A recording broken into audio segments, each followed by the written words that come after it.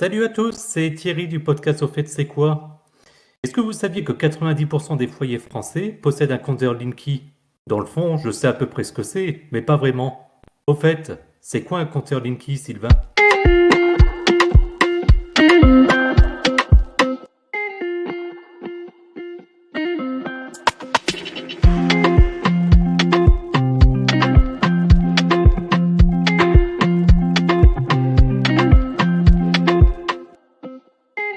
Salut Thierry, bonjour à tous. Je vais vous parler aujourd'hui du compteur Linky, donc c'est Sylvain du podcast Au fait c'est quoi? Le compteur Linky, c'est un compteur ce que l'on appelle intelligent ou communicant qui a été lancé en 2015 par Enedis, c'est le gestionnaire du réseau électrique en France.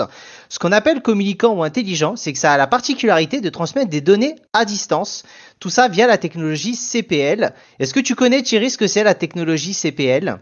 Alors le CPL, moi ça me parle, parce qu'en étant passionné d'informatique, pour moi ça serait courant porteur en ligne. Je connais ça pour les réseaux, c'est le même principe? Exactement, c'est ce qui est utilisé pour les box internet, par exemple. Voilà, pour vulgariser un petit peu et que tout le monde a à peu près chez eux. D'accord. Et donc, c'est quoi en fait le concept du compteur Linky et c'est quoi son origine? Alors, pour revenir un petit peu aux origines de ce compteur, de base, il y a deux acteurs. Il y a la CRE, c'est la Commission de régulation d'énergie. On appellera ça le gendarme de l'énergie, si tu veux. Et EDF, qui à l'époque, en France, à partir dès 2001, quand ils en ont pensé, était le seul fournisseur en France. La CRE a pointé du doigt les anciens compteurs parce que ce qu'il faut savoir, c'est que de base, il y a eu une ouverture à la concurrence qui était prévue pour 2007. Et donc, la CRE s'est dit, il faut que les consommateurs puissent choisir parmi plusieurs offres concurrentes et que les données de comptage soient accessibles facilement. Et le fait de générer une gestion à distance était beaucoup plus simple pour développer cette concurrence. EDF, le deuxième acteur, lui, s'est dit également intéressé en se disant que ça permettra de fidéliser la clientèle, de développer de nouvelles offres et que les clients puissent avoir un suivi de leur consommation beaucoup plus simplement et également à distance. D'accord, mais donc que je sois chez EDF ou un autre fournisseur électrique, dans tous les cas, je peux avoir un compteur Linky. Exactement. EDF a commencé le développement. Enedis pardon, est une filiale d'EDF, mais les compteurs Linky sont disponibles pour l'ensemble des fournisseurs. Il y en a un peu plus d'une trentaine sur le réseau français et sur le marché. D'accord. Et au niveau déploiement, donc comment ça se passe? Parce que comme je disais en introduction, il y a plus de 90% des déployés qui sont équipés, donc ça continue à se faire. Comment ça se passe dans les grandes lignes? Alors, il y a eu des expérimentations. Dans un premier temps, il y a eu 300 000 compteurs qui avaient été posés en Indre-et-Loire et à Lyon pendant un petit moment, plusieurs mois, pour voir un petit peu comment ça fonctionnait. À partir de 2015, le déploiement des compteurs communicants par rapport au comptage d'électricité est inscrit dans la loi relative à la transition énergétique pour la croissance verte. En gros, c'est en application de directives européennes. Et en 2016, sur demande de l'Agence de l'environnement et de la maîtrise de l'énergie, donc l'ADEME, Enedis s'est engagé à installer 35 millions de compteurs dans les foyers à l'horizon 2021. Alors, ça n'a pas pu être tenu parce que malheureusement, il y a eu la Covid entre-temps, ça a décalé pendant plusieurs mois la pose des compteurs Linky, mais on est quand même, comme tu le vois, là à plus de 90% à début 2023. D'accord. Mais donc ce compteur, vu que ça continue à se développer, vu ce que tu expliques, il est obligatoire? Alors le compteur de base, on va dire que oui, il est obligatoire, en tout cas quand il est à l'extérieur de votre logement, il appartient à Enedis, donc ils peuvent le changer sans votre présence et sans vous le demander. Il y a une tolérance s'il est à l'intérieur de votre logement. Vous avez la possibilité de le refuser. Par contre, vous vous exposez à des frais de relève. Ce qu'il faut savoir, c'est qu'Enedis doit absolument avoir accès physiquement à votre relève au moins une fois par an et cela peut vous générer des frais. Là, vous pouvez aller voir sur le site d'Enedis pour voir un petit peu les différentes modalités par rapport à ces frais-là. D'accord. Super. Et par contre, c'est quoi alors les avantages de ce compteur Linky? Parce que si on veut le déployer autant, et s'il est déjà autant déployé, j'imagine qu'il y a quelques avantages. Alors, pour venir aux avantages, juste avant, j'ai oublié de préciser que à la base, c'est une directive européenne. Je voulais juste préciser que sur les 23 pays de l'Union européenne, au moment où ça a été signé, 17 l'ont accepté. Donc, on retrouvera des compteurs Linky un peu partout. 6 l'ont refusé, dont l'Allemagne. Voilà. C'était juste un petit titre d'information. Au niveau D'accord? des avantages, alors, on va parler surtout consommateurs parce que c'est le but de l'émission. Et niveau consommateur, ça permet de suivre la consommation en temps réel et d'identifier les appareils énergivores. Donc ça te permet, mine de rien, de savoir par rapport à auparavant, tu avais une relève tous les 6 mois.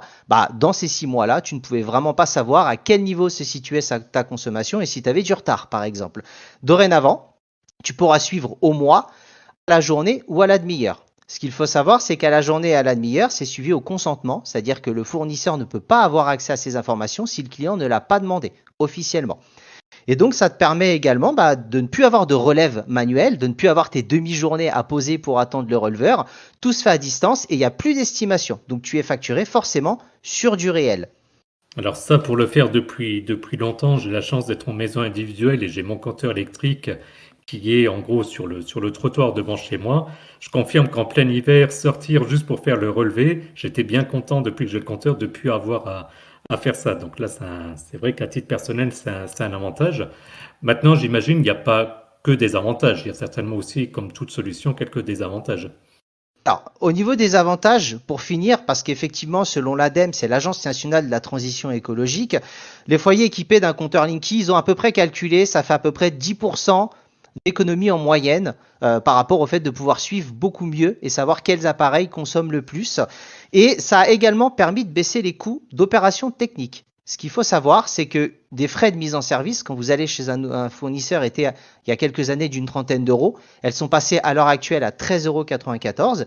Et si Thierry, tu voulais modifier de puissance, c'est passé à peu près d'une trentaine d'euros à 3 euros. D'accord. Et effectivement, je l'ai fait il y a pas très longtemps. D'ailleurs, j'imagine la baisse de consommation, c'est lié au fait que les gens peuvent consulter leur consommation, on va dire en quasi temps réel, et donc il y a eu une espèce de, j'ai envie de dire, de découverte de leur consommation, et en faisant un peu ce qu'on appelle des tests différentiels, de pouvoir se dire tel ou tel équipement consomme plus, donc je vais le réduire, etc. J'imagine que l'analyse, elle est à peu près là. Exactement. C'est de se dire j'ai du retard, donc tu peux savoir, anticiper, comprendre comment fonctionne ta consommation et tu peux par exemple te dire oula, j'ai un appareil qui consomme beaucoup plus que prévu. Un appareil défectueux ne signifie pas qu'il ne marche pas. Tout simplement, il surconsomme. Donc tu peux très bien l'isoler beaucoup plus rapidement, éventuellement investir sur un autre plus récent et avoir une baisse de ta consommation. D'accord. Pour revenir quand même sur les désavantages, parce que là, tu nous prônes tous les avantages, et je suis assez d'accord avec toi. Maintenant, il doit quand même y avoir quelques petits désavantages. Quels sont-ils? Alors, il y a eu plusieurs inconvénients qui ont été soulevés par la critique. Tu as dû en entendre énormément parler par des associations de consommateurs et un peu une levée de bouclier contre le compteur Linky. Ça a beaucoup parlé dans un premier temps des ondes et des risques sanitaires qu'elles pouvaient engendrer. Donc, on parle effectivement d'ondes électromagnétiques émises par le compteur Linky. À titre d'information, ce sont des ondes qui sont équivalentes à celles d'un micro-ondes ou d'un smartphone. Alors oui, elles existent et il y a des gens qui sont intolérants aux ondes, donc cela peut leur générer des problèmes, éventuellement demander un déplacement de ce compteur Linky mais qui peut être facturé ou avoir une prescription médicale pour ne pas l'avoir. Ça peut exister. Est-ce que tu en avais peut-être entendu parler à ton niveau? J'en avais entendu parler et j'ai deux petites remarques sur ça. C'est que, comme on parlait au début de l'épisode, le CPL, on l'utilise aussi pour les réseaux informatiques. Donc j'imagine que par définition, c'est les mêmes types d'ondes. Et moi, auparavant, je vivais à peut-être, je sais pas, 100 mètres d'un gros pylône électrique, peut-être même moins. J'imagine que dans ce cas-là, je recevais beaucoup plus d'ondes que l'équivalent de mon compteur Linky actuel. Alors oui, c'est possible. Après, les compteurs Linky sont dans des boîtes qui sont isolées. Elles sont assez régulièrement à l'extérieur des logements, ce qui pour le coup là ne pose aucun problème, dans des gaines électriques sur les paliers, souvent dans les appartements. Et quand c'est chez toi, souvent c'est dans l'entrée, c'est dans un lieu, on va dire de passage, mais qui n'est pas forcément un lieu de vie, en règle générale. Après, c'est toujours soumis à débat et puis à voir en fonction des gens et de leur installation ce qu'il est possible de faire. Je Il y a eu confirme. Pardon, Vas-y. je confirme chez moi, effectivement, c'est dans le garage. Et du coup, justement, dans le garage, alors je peux vérifier aussi ma consommation en temps réel en appuyant sur des boutons. Par contre, ce boîtier-là, forcément, il est électrique, donc il consomme de l'électricité, donc il me coûte de l'argent. Alors, l'électricité qui est générée par le compteur Linky, elle est gérée par la partie réseau. C'est-à-dire que toi, tu ne seras pas facturé par rapport à ça. Le compteur Linky va facturer la même consommation que les anciens compteurs. On a entendu beaucoup parler de principe de surconsommation. Alors, Pour bien répondre, un compteur peut être défectueux, qu'il soit récent ou pas, n'importe quel appareil, rien n'est infaillible. Donc, quand c'est le cas et qu'un compteur est défectueux, vous pouvez contacter votre fournisseur d'électricité qui prendra contact avec Enedis. Il y a des démarches et des procédures qui existent. Oui, ça peut arriver et tu peux avoir un compteur qui surconsomme, mais ça n'est pas normal et il y a une procédure de réclamation. Voilà, ça, après, comme tout, c'est un matériel électrique, électronique, donc il peut toujours avoir des problématiques. OK. Exactement. Et peut-être pour terminer, t'en as parlé, mais il y a eu différents débats et reproches aussi qui étaient faits sur le compteur.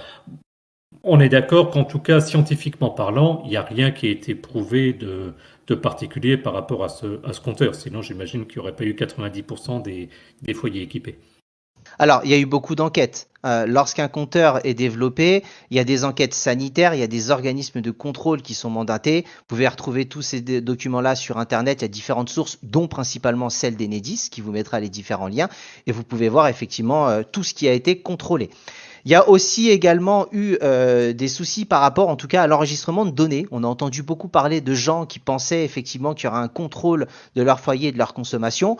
Alors, le compteur permet de savoir en temps réel ce qui est consommé, pas la partie appareil. Les fournisseurs ne peuvent pas le savoir, ils seront en consommation et encore une fois, de base c'est mensuel. Si vous ne souhaitez pas que votre fournisseur sache votre consommation journalière et à la demi-heure, vous ne soumettez pas votre consentement, ils ne les auront pas. Enedis, elle, a un relevé qui est journalier parce que le compteur Linky est communiquant avec les autres compteurs. Il y a également une notion niveau réseau en cas de coupure, de panne, de tempête ou autre pour pouvoir isoler plus rapidement la source du problème et de pouvoir établir rapidement. Mais ça a généré quand même beaucoup de discussions, également au niveau piratage de ces données. Donc voilà, il y a toujours rien n'est peut-être impiratable, mais en tout cas, les compteurs et les données sont chiffrés. Et ça a fait l'objet de travaux par l'ANSSI, c'est l'Agence nationale de la sécurité des systèmes d'information. Donc voilà, en tout cas, ils essayent que toutes les mesures soient mises en place afin que ça n'arrive pas. Mais en tout cas, ça fait partie des discussions qui avaient été évoquées.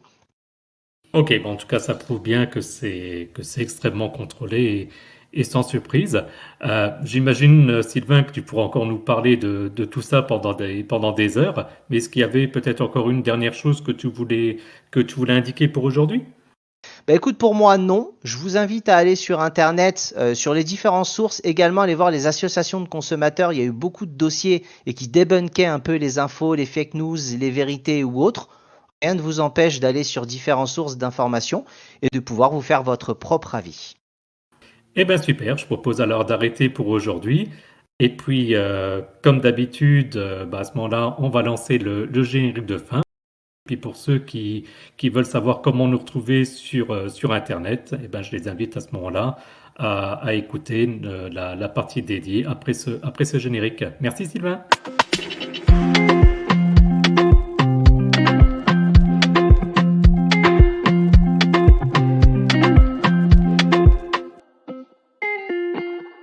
Merci Thierry, à tous, c'est toujours Sylvain d'Au fait c'est quoi. Vous pouvez nous retrouver sur les différents réseaux sociaux Twitter, Facebook et Instagram sur @Au fait c'est quoi. Et évidemment, au niveau podcast, vous pouvez nous retrouver sur les plateformes habituelles où vous écoutez vos podcasts. Et si vous souhaitez plus d'informations, je vous invite à aller sur notre site auffaitc'estquoi.fr où vous aurez tous les liens disponibles et vous pourrez nous laisser un commentaire. Écoute, merci Thierry, à la prochaine pour la future émission et à plus dans le bus. Salut!